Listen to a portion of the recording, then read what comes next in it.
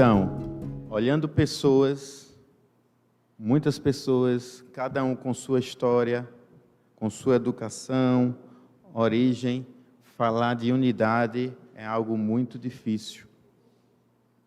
Mesmo dentro da igreja de Deus. Então, eu peço que você baixe sua cabeça e peça a Deus humildade para reconhecer o que Ele tem para falar aos nossos corações e às nossas mentes. Então, ore comigo. Santíssimo Deus e Pai, estamos aqui com o propósito de Te adorar, de Te servir e de reconhecer, ó Pai, o que tem dentro de nós que precisa ser mudado e, como acabamos de cantar, queremos Te ofertar o nosso melhor. Peço que o Senhor renove a nossa mente na pessoa de Jesus Cristo, porque é a Ele quem nós servimos e seguimos. E nos ajuda a cada dia regar a nossa fé e olhar para as Escrituras, que são vida. Em nome do Teu Filho Jesus é que nós oramos, pedimos e agradecemos. Amém.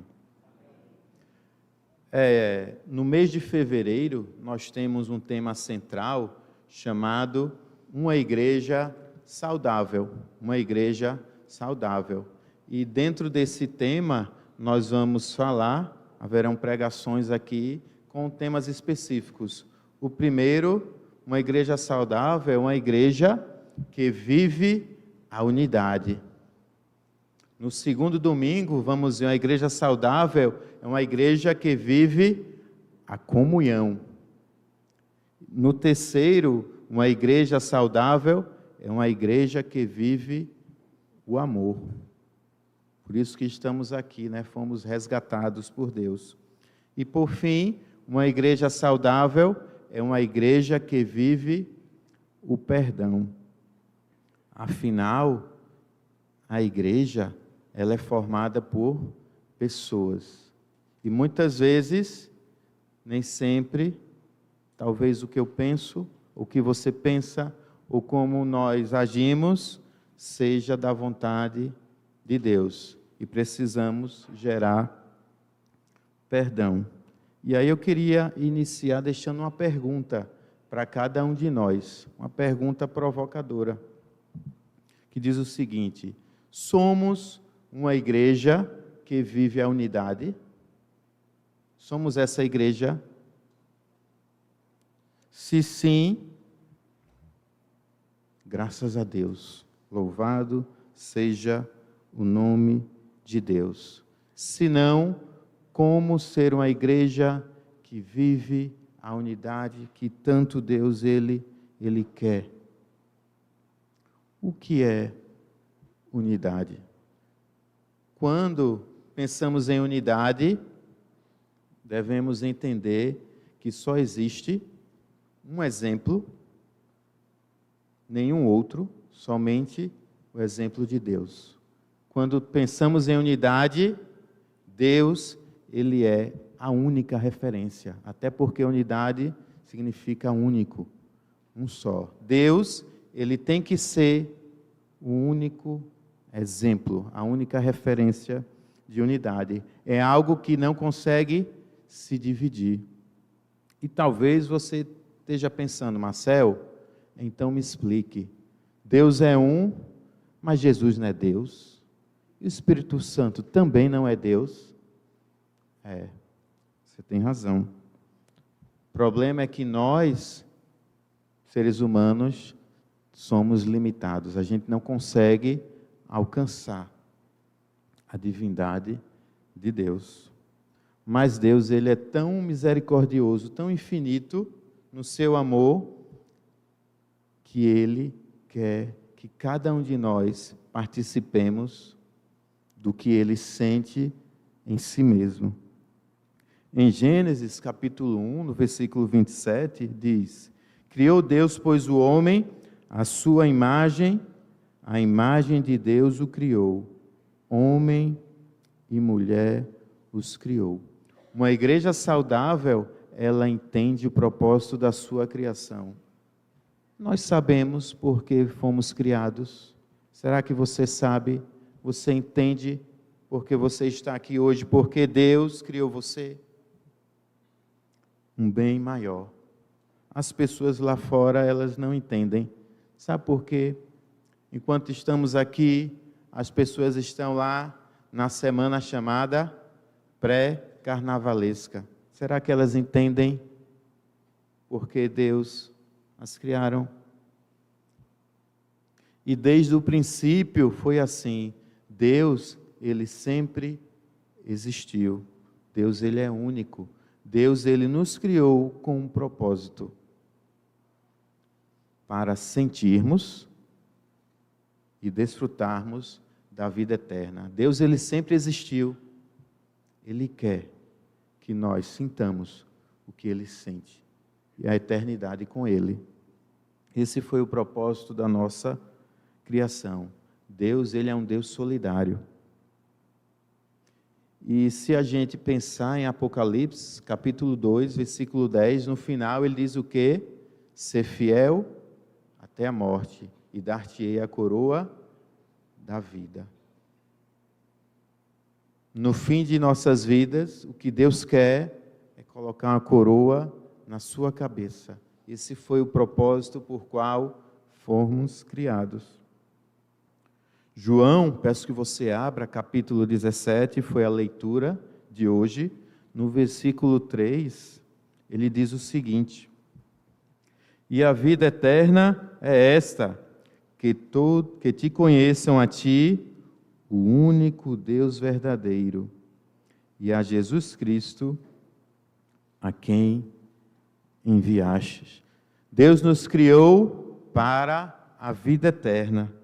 E ele diz, a vida eterna é esta, que te conheçam a ti, o único Deus, e a Jesus a quem enviaste. Mas infelizmente, sabe o que aconteceu desde o princípio com Adão e Eva? O pecado, ele entrou no mundo e as pessoas começaram a colocar deuses no lugar do único Deus verdadeiro. Tem pessoas hoje que o seu Deus é o dinheiro, são os bens materiais. Tem pessoas que hoje o seu Deus é a política, não é Deus, é a política. Infelizmente. Marcel, por que você está dizendo isso? João, ele é claro, ele diz, a vida eterna é esta, conheçam a Deus. Não vamos perder tempo com coisas mundanas. Deus, ele só quer que nós conheçamos a Ele e a Jesus Cristo, que é a forma de carne e osso de Deus revelada aqui em nós. Quando nós colocamos deuses no lugar de Deus, as coisas começam a ficar bagunçadas. E o que Deus tanto almeja para a vida de todos, começa a ficar escuro. Mas Deus, ele não se dá por fracassado. Deus, ele é perfeito.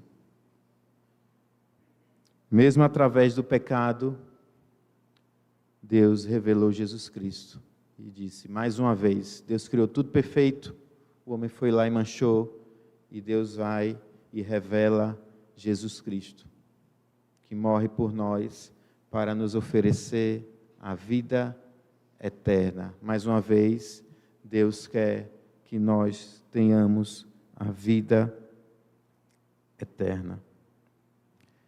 E sabe que muitas pessoas hoje não enxergam a vida eterna, e muitas vezes porque nós não estamos apresentando esse Jesus que Ele revelou, que Ele enviou. Veja quantas possibilidades, quantas maneiras que Deus, através de Jesus, Ele é apresentado às pessoas. Jesus, Ele é a água viva. Jesus, Ele é a porta. Jesus é o bom pastor. Unidade. Como ser uma igreja que vive a unidade tão desejada de Deus. João 14,6, aí perto do capítulo 17, vocês já conhecem, diz: eu sou o caminho, a verdade e a vida. Só por Jesus. Jesus, Ele é a vida eterna, apenas através dele, de homem nenhum, de coisa alguma.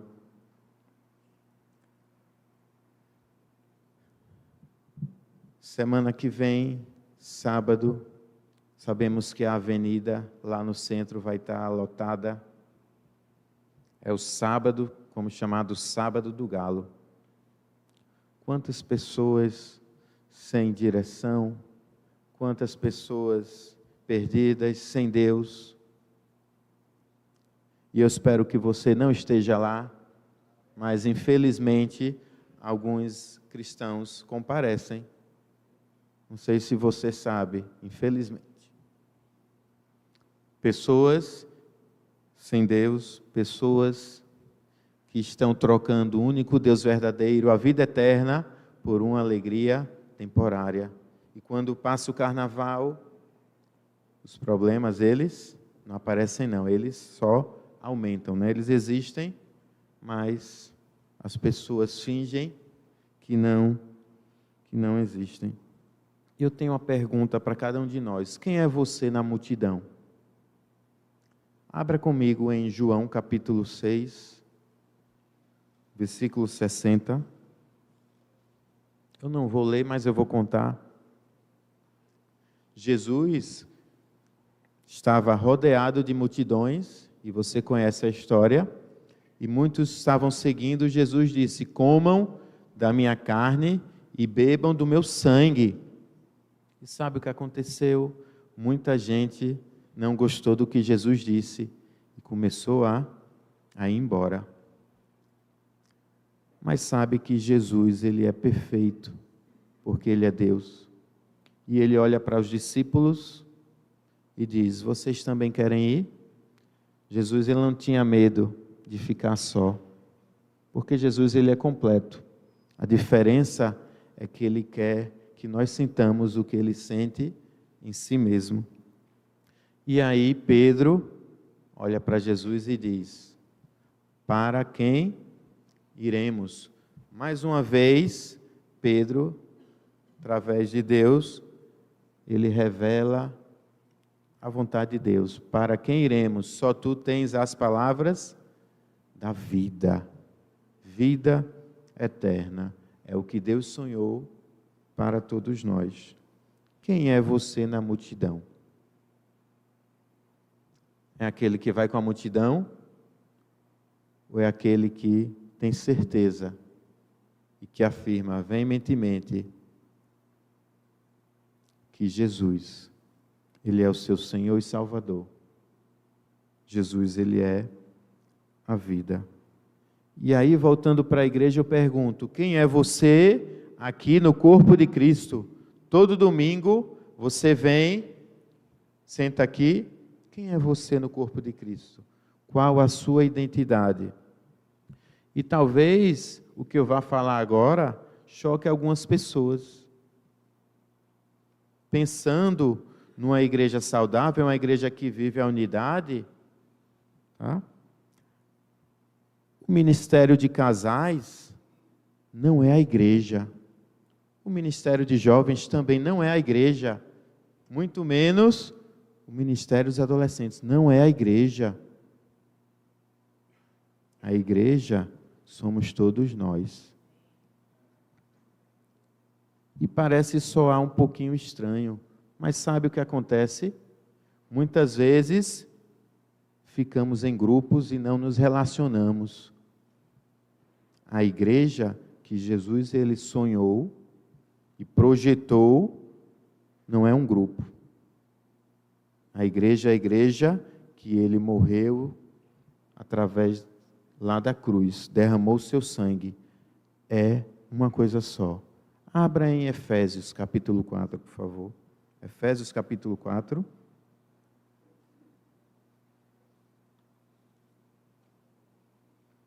Versículo 1. Efésios 4, 1. Rogo-vos, pois eu, o prisioneiro no Senhor, que andeis de modo digno da vocação a que fostes chamados, com toda a humildade e mansidão, com longanimidade, suportando-vos uns aos outros em amor. E no versículo 3, eu quero que você entenda que Deus, Ele tem um chamado para cada um de nós. Que chamado é esse, Marcel?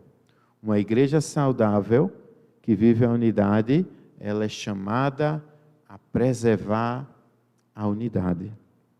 Versículo 3 diz o seguinte: esforçando-vos diligentemente por preservar a unidade do Espírito no vínculo da paz. Há somente um corpo e um Espírito, como também fostes chamados numa só vocação, na esperança da vossa vocação. Há um só Senhor, uma só fé, um só batismo, um só Deus e Pai de todos, o qual é sobre todos e age por meio de todos e está em todos. Somos uma igreja que vive a unidade. Somos uma igreja que preserva a unidade. Deus, Ele nos chama a preservar a unidade. Quem é você no corpo de Cristo? O que você tem feito? O que eu tenho feito para que possamos preservar a unidade? Não, Marcel, mas você não sabe como as coisas funcionam. Você não sabe como acontece. E a gente não precisa saber. A gente só precisa entender uma coisa. João, capítulo 17, 3. A vida eterna é esta: conhecer a Deus e a Jesus. Não importa mais nada. O que Deus quer é que nós sintamos o que Ele sente em si mesmo. Vida eterna. Foi o motivo por qual nós fomos criados e somos chamados. Vida eterna. Uma igreja saudável, que vive a unidade, ela atenta para preservar a unidade. Mas não é a unidade que eu ou você nós pensamos. Sabe por quê? É a unidade que Deus, Ele tem em si mesmo. João, capítulo 17, foi lido, pode abrir lá, versículo 20 e 21. Diz o seguinte: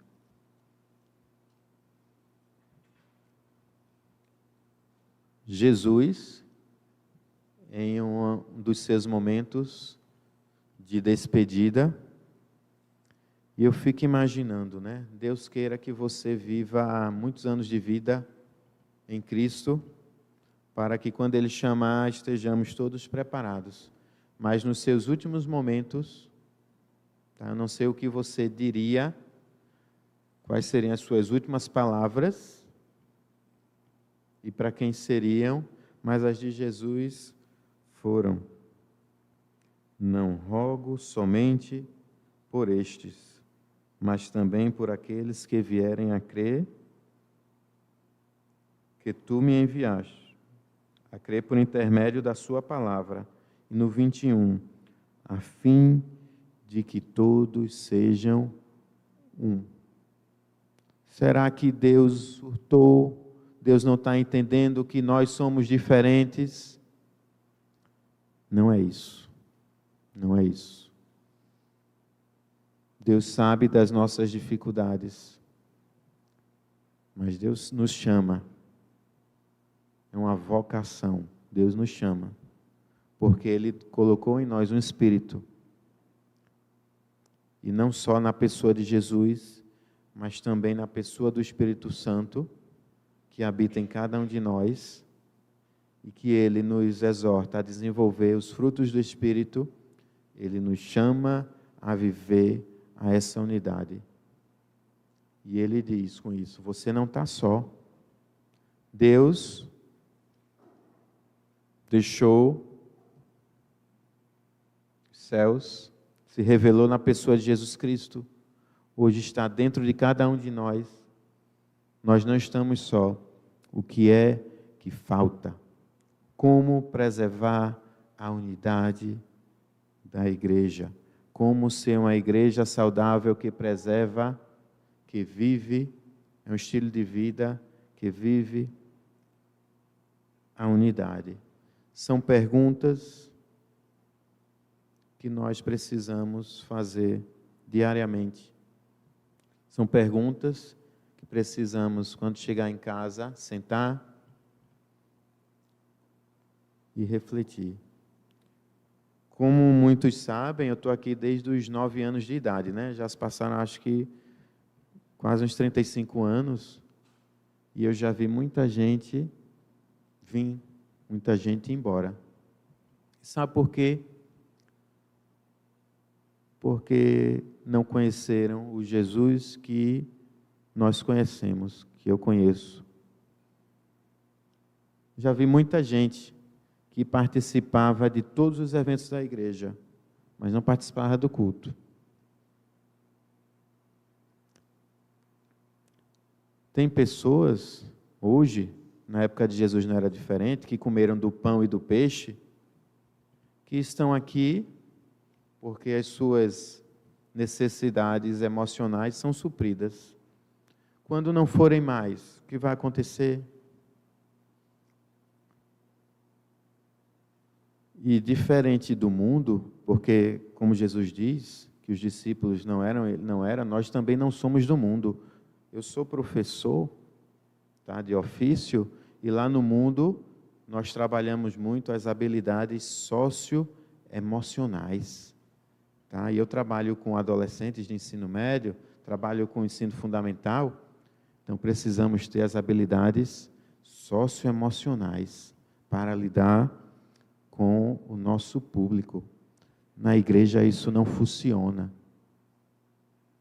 Sabe por quê? Porque a gente tem que beber de Deus e de Jesus, é a fonte. Jesus, ele não precisa treinar a habilidade socioemocional. Ele é amor, ele é assim, é a essência dele. E na igreja, se a gente pensar que a gente pode trazer isso para cá, é engano. Porque quando a necessidade não for suprida, vai embora. João 17:3. A vida eterna é essa, que conheçam a Ti, o único Deus verdadeiro, e a Jesus Cristo. Tá? Nós não somos do mundo, precisamos aprender de Deus, a beber da fonte. E já há alguns anos eu venho falando que a cada dia, pouco falamos da pessoa de Jesus Cristo, que foi o motivo que me fez entregar a minha vida, até hoje, naquele batistério, aos 13 anos de idade. Jesus, ele é único, ele é perfeito, é indivisível. Uma igreja que vive a unidade, ela tem Jesus como o centro. E não pessoas ou grupos. Jesus, ele é o centro. Eu peço que você baixe sua cabeça, ore comigo, para que possamos pedir a Deus que faça as mudanças necessárias na nossa mente, no nosso coração, e de fato, que possamos pensar como igreja, a igreja que Deus projetou, a igreja que Deus sonhou, que preserva a unidade. Da mesma forma, como diz o versículo, a fim de que todos sejam um, como és tu, ó Pai, em mim e eu em ti, também sejam eles em nós. A unidade que Deus espera é da mesma forma que acontece com Ele, não como nós achamos ou pensamos que deva ser. Oremos. Santíssimo Deus, pedimos primeiramente perdão pelos nossos pecados, porque sabemos que somos falhos, mas reconhecemos que em Ti, o único Deus verdadeiro, temos a vida eterna. Essa vida que o Senhor revelou através de Jesus e nos deu o Teu Espírito para que possamos compreender qual o motivo da nossa criação. Pedimos que o Senhor nos discipline, nos motive, nos levante e nos exorte para que sejamos uma igreja saudável que vive a unidade como o Senhor é em si mesmo, através da face de Jesus e do Espírito Santo. Queremos sim, exclusivamente, conhecer a Ti e conhecer cada vez mais a Jesus, a quem o Senhor enviou. E como diz no versículo 23 e 22 do capítulo 17, eu lhes tenho transmitido a glória que me tens dado, para que sejam um, como nós o somos, eu neles e tu em mim, a fim de que sejam aperfeiçoados na unidade, para que o mundo conheça que tu me enviaste e os amaste, como também amaste a mim. Pai, que a nossa vida, como uma igreja que vive a unidade, possa ser um reflexo de Ti. E temos certeza que o mundo, como diz aqui em João, vai crer que Jesus é o enviado do Senhor, é a revelação de Ti, a expressão exata do Seu ser. Pedimos isso em nome de Jesus. Amém?